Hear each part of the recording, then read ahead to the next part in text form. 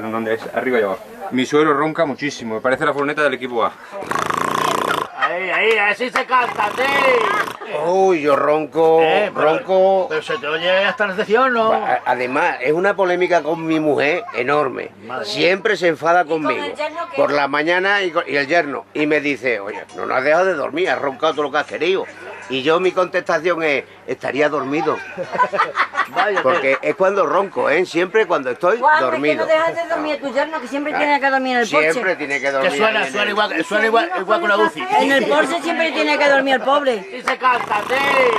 Así. Hacemos más, nos tiramos en una cama.